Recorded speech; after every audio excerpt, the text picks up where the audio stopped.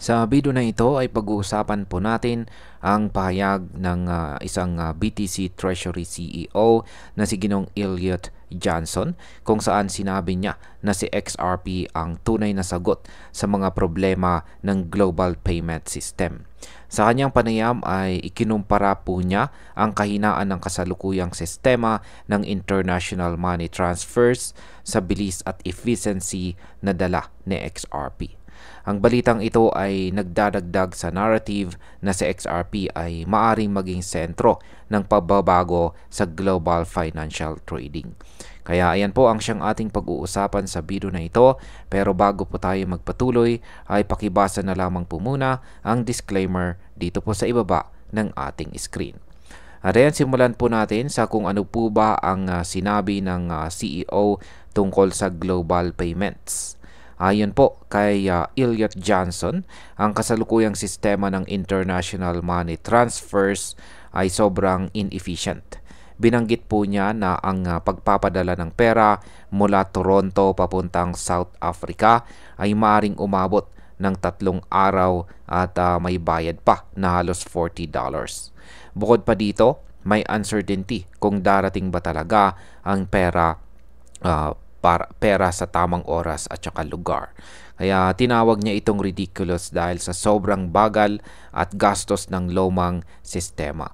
Kaya sa market impact, ang ganito pong pahayag mula sa isang CEO ng malaking treasury ay nagpapalakas po sa narrative ni XRP.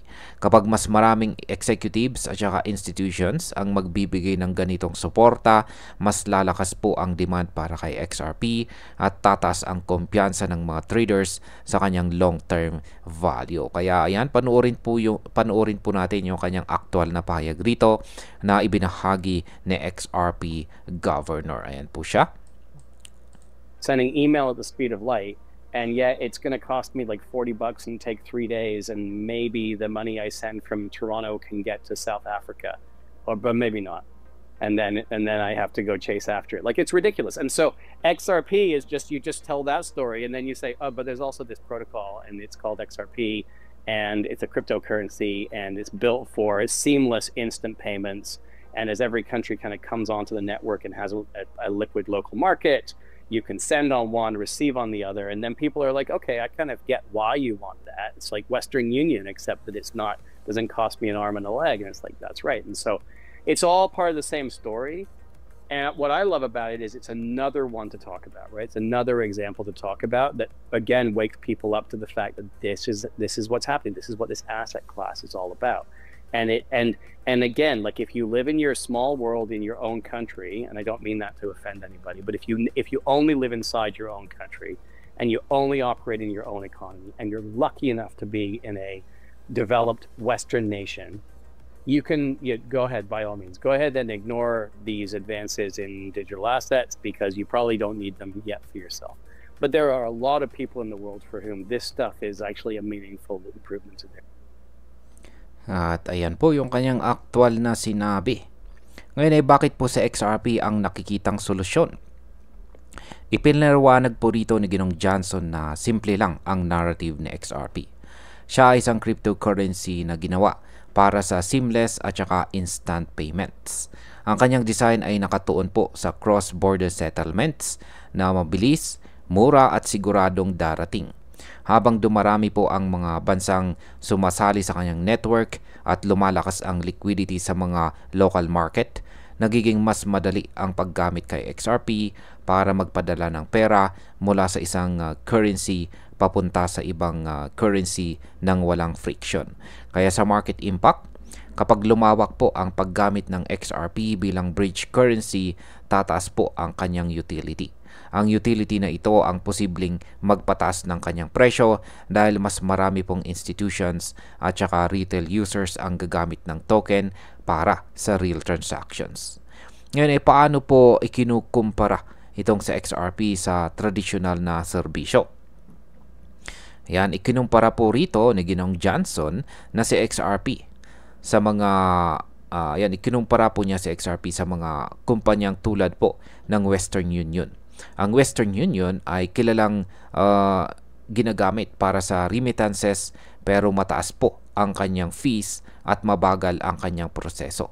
Ayon po sa kanya, ang paggamit po kay XRP ay nagbibigay po ito ng parehong serbisyo pero instant ang settlement at halos walang excessive na fees or malaking bayad.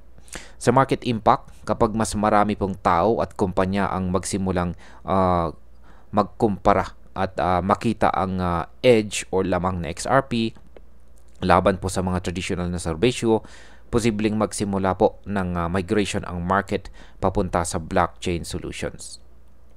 Ito ang siyang magbibigay po ng mas malakas na adoption para kay XRP at posible pong magdulot ng bullish momentum sa kanyang presyo.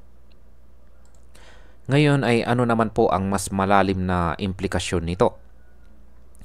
Dagdag pa ni Ginoong Johnson dito, maraming tao sa mga developed economies ang hindi ramdam ang urgency ng ganitong solusyon.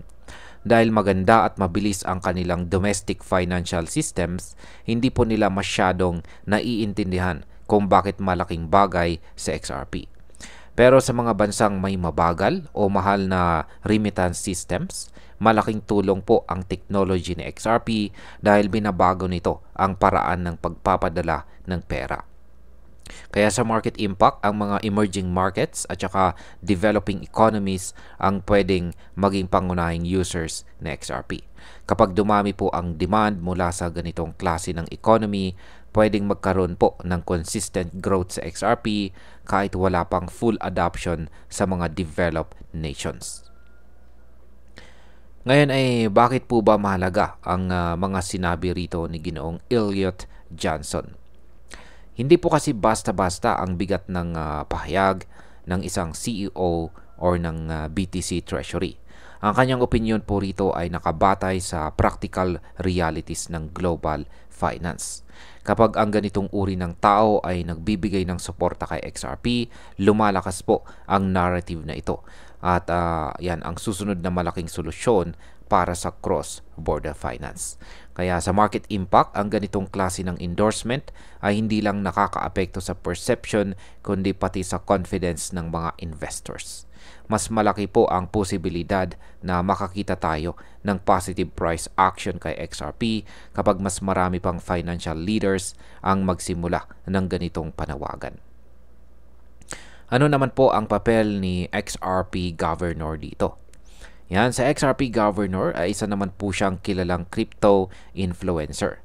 Ang siya po ang nagpalaganap ng pahayag ni Ginoong Johnson dito. Ayon sa kanya, oras na para kilalanin ang mga mali at lumang sistema ng international transfers at tanggapin po natin sa XRP bilang alternatibo. Ang kanyang post po rito ay nagdagdag ng hype at mas maraming tao ang nakapanood at nakaintindi dito sa mensahe ni Ginoong Johnson. Kaya sa market impact, ang mga influencers ay nag-i-echo ng opinyon ng malalaking tao sa finance. At yan po ang siyang dahilan na lalong lumalakas po ang narrative. Ang ganitong klase ng amplification ay maaari pong magdulot ng short-term rally dahil po sa hype at saka speculation. At ayan, bilang panghuli, para po sa akin, ang mga sinabi po rito ni Ginoong Elliot Johnson ay isang malinaw na pag-endorso kay XRP bilang isang viable na global payment solution. Ang simpleng narrative po ni XRP bilang mabilis, mura at efficient na paraan ng pagpapadala ng pera ay mas madaling maintindihan ng mga tao at institutions. Ang kanyang pagkukumpara po sa Western Union at iba pang mga lumang sistema ay nagpapakita kung gaano po kalaking improvement ang dala ng blockchain. Kaya sa tingin ko po, kung magpapatuloy ang ganitong klase ng suporta mula sa mga financial executives at tuloy-tuloy na hahawakan or i-hold po ni XRP ang narrative ng global adoption, mas lalakas po ang kanyang position sa market. Sa XRP ay may malinaw po na misyon at kung magiging consistent po ang adoption, posibleng makita natin ang isang malaking pag-angat ng kanyang presyo sa mga darating na buwan or taon. Ren, hanggang dito na lamang po tayo sa video na ito mga ka-crypto. Marami pong salamat sa panonood. Ingat po tayo lagi at God bless po sa ating lahat.